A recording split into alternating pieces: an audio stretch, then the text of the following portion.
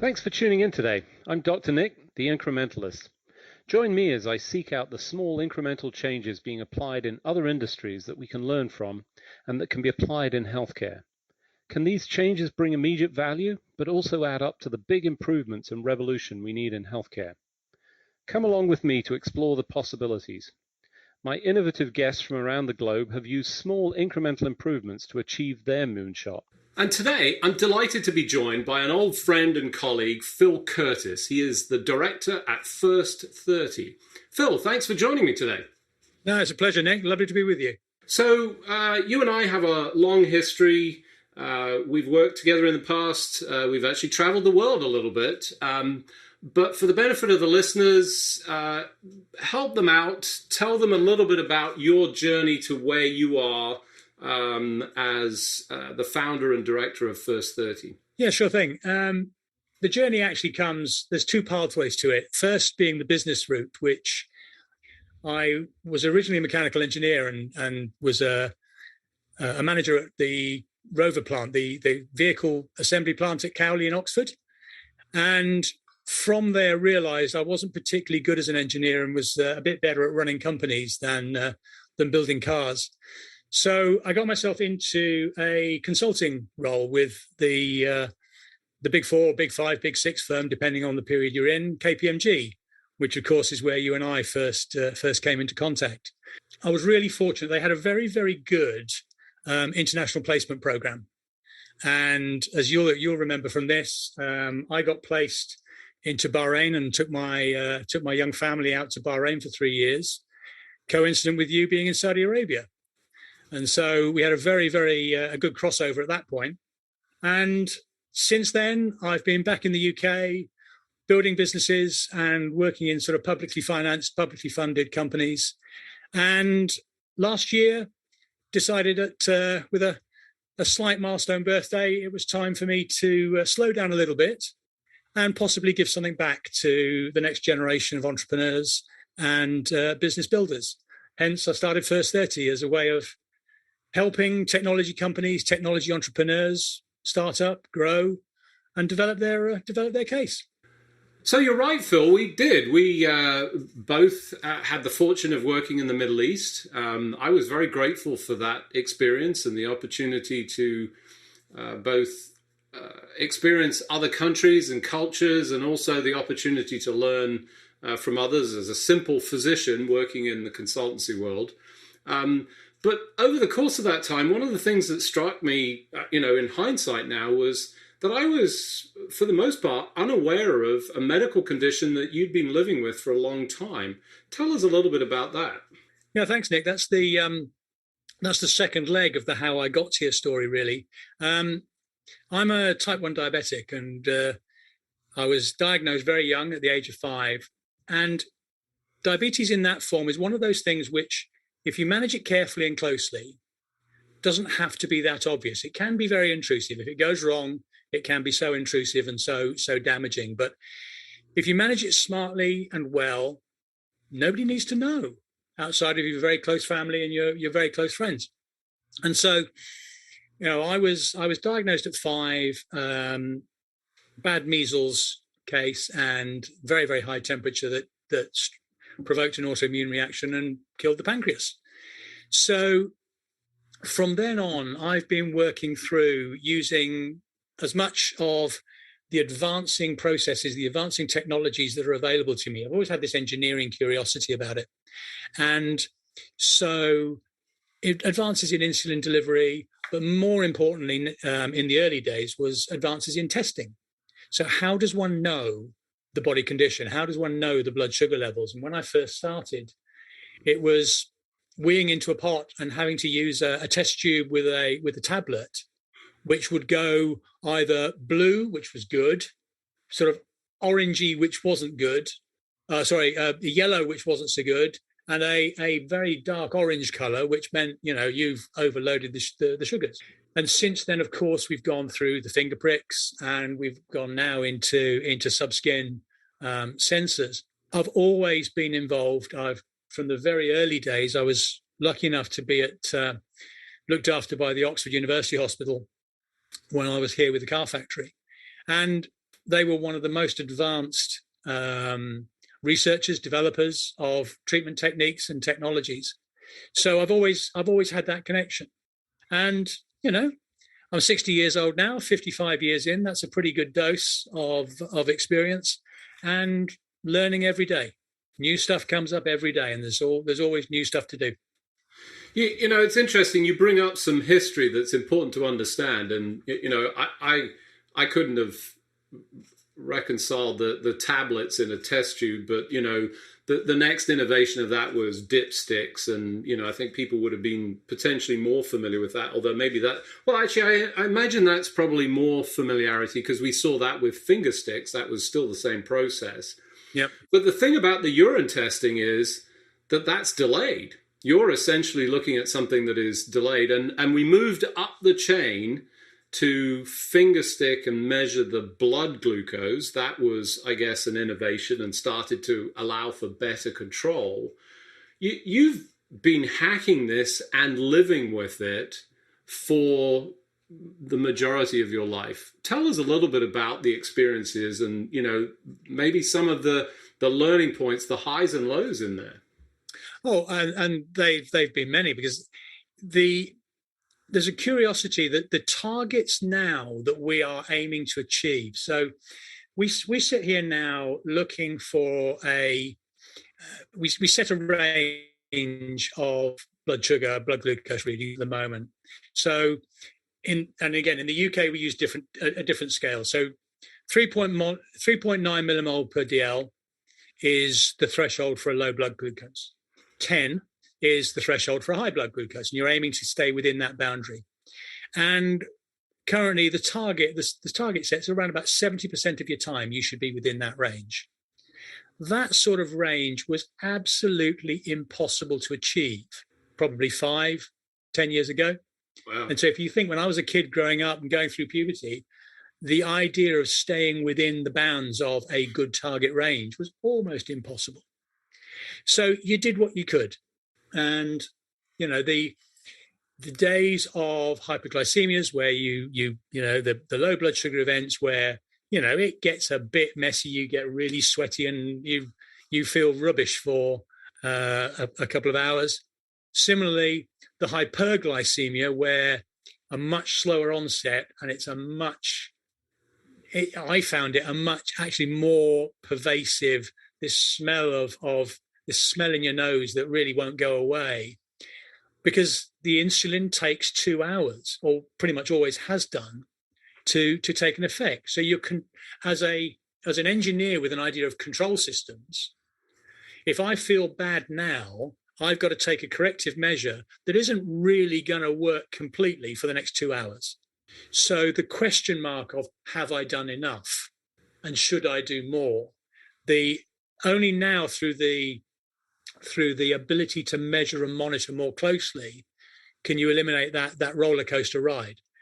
Back when I was a kid, you just had to suck it up and live with it. So the effect on kidneys, the effect on feet, the effect on eyes, the predictions when I was a child were for all the conditions that I would suffer when I got into my 40s were quite unpleasant. Now, thankfully, good control, good discipline, I've managed to avoid most of those. But there are implications on the real world. So just recently I've had to replace my driving license. My driving license in the UK lasts for 3 years and has to be renewed on a medical review every 3 years. It's a form filling exercise, but they still have this medical review that says, are you still fit to drive? Sadly, the idea of what fit to drive is in the dark ages, because they're not really up to speed with how we monitor and how we measure. And I guess, I may be unusual that I'm at one end of the spectrum on being able to monitor this stuff. But, your questionnaire talks about, are you aware of hypoglycemia? Do you understand the signs of hypoglycemia? Which, for me, I've got a set of testing gear that tells me every 5 minutes what my blood glucose is. So quite frankly, am I aware of hypoglycemia is a nice question, and I am, but I've got a digital readout in front of me that tells me what it actually is. So we've come a long way. Sadly, the authorities are struggling to keep up, partly because they've got to deal with a mass population that isn't as joined up or connected as I might be. And this goes back. I don't know if you remember in the old days. I used to be into motorsport. I'm a sports coach and I do a lot of activity stuff. I used to be into motorsports, and in my 20s, we got together a rally team for the World Championship, and it was a bit of a novelty because one of the blood sugar, the finger prick testing companies was sponsoring the team. So it was a great advertisement for them. We got through all the qualifying rounds, did the European Championship round in Wales, got to the Lombard RAC rally, and the night before, the FIA and the organisers decided they didn't like the idea of a diabetic competing, because there was a possibility I would have to drive the car at some stage, even though I was the navigator. And as a consequence, they banned me. So, fortunately, we had another qualified co-driver with the right licensing in the team. We sort of thought this might happen, so we were prepared for it. But, you sort of hit a few brick walls along the way. I appreciate you sharing all of that. For those of you just joining, I'm Dr. Nick, the Incrementalist. Today I'm talking to Phil Curtis. He is the director of First 30. We were just talking about his experiences with diabetes and the challenges that you've faced throughout. In fact, as part of that rally team for those on different sides of the pond, this was a Top Gear interview for you. To be clear, pre-Jeremy Clarkson and Stig, I think, but you're also on Grandstand. For those that know what Grandstand is, that's the sports program for Saturdays where we don't watch American football or indeed college football. To be clear, it's soccer or football as we would call it, and a huge brick wall. But one of the things that really strikes me about this is, first of all, all of those dire predictions, which you've managed to disprove, and, there's some fortune in there, but I think some extreme hard work and what I would describe as human hacking. You've hacked this process throughout that period of time, managed to control, because that's the way that you do sort of reverse that. You've now got more data at your fingertips, and, you talked a little bit about that, the continuous glucose monitoring that is interstitial in nature. It's devices that are sort of placed and continue to output, and regulatory systems don't catch up as quick, but you're ahead of the game.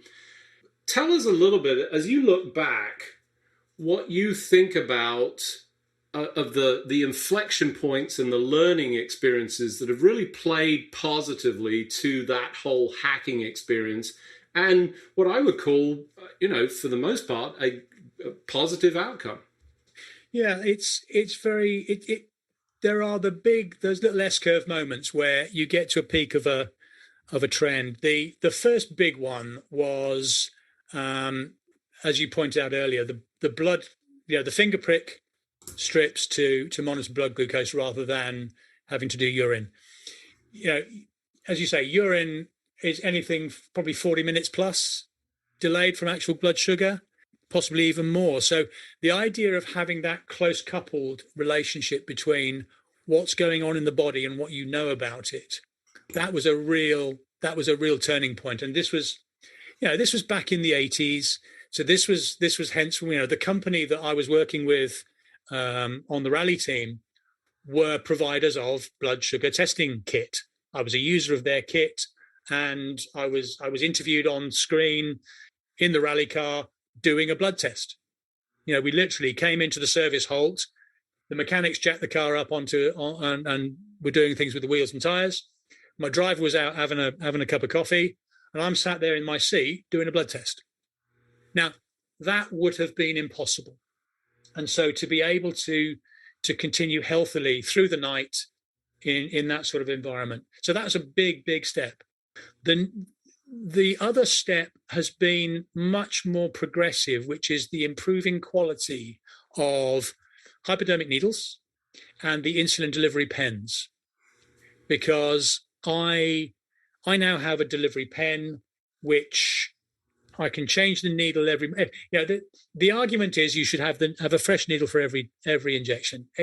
a pain in the backside to do that every single time. So I sort of run a needle a day, which will do me sort of 3 or 4 insulin injections in the day. But those needles are now brilliantly produced, brilliantly sharp. And so the impact on the skin and the subcutaneous layers below are minimal. And I'm taking probably 5, 6, 7 injections a day. And I've been, probably not quite as many in the early days, but if you think that you add that up over the years since the injections got better, say the last 20 years, that's an awful lot of injections. Yet no hypertrophy on the skin. Everybody was saying, you're going to end up with skin like leather. And it doesn't quite work like that because the technology has improved. The next inflection point, naturally, is the subcutaneous, the sensors. So I run an Abbott Freestyle Libre, which is brilliant, but of itself, it has limitations. And this is where the current hacking comes in, because I've started to extend its capability. Abbott are catching up. So Abbott are developing this anyway. But, there are sort of little niche technology companies out there. So there's a small a small transmitter that goes and sits on top of the Libre, which is a transmitter to your phone. So I can now get on my mobile phone, and we had to cut the interview a moment ago when my low blood sugar warning went off. I now get a transmission to my mobile phone every 5 minutes of what my BG level is, and you can set alarms. And so I set an alarm if 3.9 is my low level. I set an alarm at 4.5, and I just hit that a moment ago. So this is the preemptive alarm that says your sugars are falling. You're not in trouble yet, but if you don't do something about it, you will be. So a couple of glucose tabs, and all is good. And that runs every 5 minutes. So that takes it to my phone, which gives me that control loop. The next bit, and this is the really smart bit, is that if using the phone app, and again, it's another third-party phone app, that puts a calendar item onto my Apple Watch, which also can then be shared with the car. So running Apple CarPlay, I can get a calendar item every 5 minutes on my dashboard that tells me what my BG is. So this idea about, are you aware what a hyperglycemia feels like when they're worried about me driving? Not only am I aware, but I've got a constant feed of where my blood sugar is.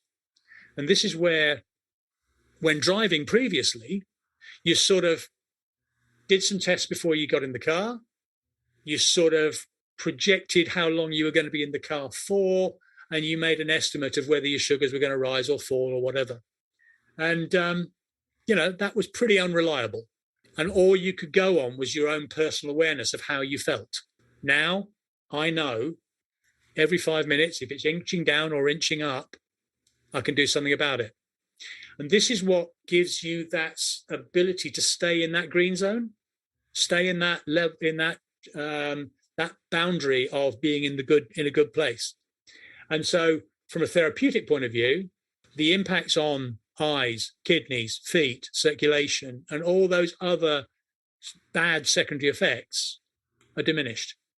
If you get this right, it's absolutely superb. And this comes now full circle back to my business intentions, which are, to work with entrepreneurs, technologists, startups, anybody that's got any smart ideas in this space, to get them over the business hurdles of starting a company and building a business that's actually got the potential to change people's lives and make diabetes care more fully available. I've got 5 suppliers in my personal hack system. Wouldn't it be great if there was one business that could tie that together? So I think for the benefit of the listeners, as part of this podcast, we'll be posting the details of that. We'll point you to Phil's website so that you can read about it. He's going to detail the steps. I think for most of us who don't live with that experience, there's a part of us that go, well, who needs my blood glucose for that? But your highlighting all of these essential, and this is not for a rally driver, although to be clear, I think an awful lot of people still drive on the roads that way. But for the regular driver, this is an essential piece of data which, by the time they're getting all of the indicators that you feel personally, it's not that it's too late, but you've missed that 2-hour window, and you've got to spend time for recovery and all of the sort of sequelae of that. So I think tremendously exciting, and it's one of the great powers of the spread of data and knowledge. And what I heard in your sort of description of this is, data is key, the immediacy of data is key, and then the sort of innovations and supporting that. In the closing section, just tell us what the future holds and what you're excited about. Where do you see this going, and where are the opportunities? Well, I think, it's the future is the one big step, which I think is an interesting one, is, the use or the making smaller the insulin pumps. So you have a closed loop system where the insulin pump reacts to the test and is able to then, without doing the injections. Now, at the moment, the pumps are either sort of taped on or in your pocket with a cannula to feed them. That's inconvenient. It's not easy. It's not the best physical solution. There are also some limitations, because the one thing I know as a sports coach, I'm a cyclist and a canoeist. I know when I begin a bike ride what I'm about to do. So therefore I know, and I can preempt, I can prepare with insulin or sugars to manage my way through that ride. The insulin pumps can't do that. So the insulin pumps at the moment are in reaction rather than proaction. So the ability to use artificial intelligence and some machine learning to be able to understand what's going on and what's about to happen, that's where the true next stage value is. And that's a really exciting prospect. Yeah, so it's data and immediacy, and I think immediacy of action that is more closely aligned with the body's mechanisms of achieving this, which is, their feedback loop is constant, and reproducing that, which, I think people sort of talk about as the automated pancreas, a little bit incorrectly, because it's really the automated islets of Langerhans, but that's a whole other thing. But I think tremendous opportunity, and that innovation for me is clearly accelerating. I think we've reached this inflection point of access to information and technology, and there is real potential to help solve these problems that will make life easier for folks that don't have the engineering skills, not in those circumstances where you've managed to sort of explore it. But I think in gratitude to the folks that laid the pathway, we work on the shoulders of individuals like you. And I would imagine that even some of these large organizations will look at this and say, gosh, we must do that, which, to me is the highest form of flattery. So exciting times, just delighted to sort of hear about it, and also for you to share it. So just remains for me to thank you for joining me on the show, Phil. Thanks for being here. No, it's been a pleasure, Nick. And as I say, anything I can do to, again, to share some of these experiences and to just open up some of the conversations is worth it, and very happy to do so. Thanks for joining me today. Do you have any better ideas, or have you found a small incremental change that's brought about a big improvement in your world? Let's continue the conversation on our hashtag, The Incrementalist, or share with me at DrNick1 on Twitter. You can find more information about the show on our program page at healthcarenowradio.com, and tune in next time to hear my discussions with leaders and innovators from around the globe who've revolutionized their space by using small incremental improvements to achieve their moonshot. I'm Dr. Nick, the Incrementalist, and I'm starting a revolution through evolution.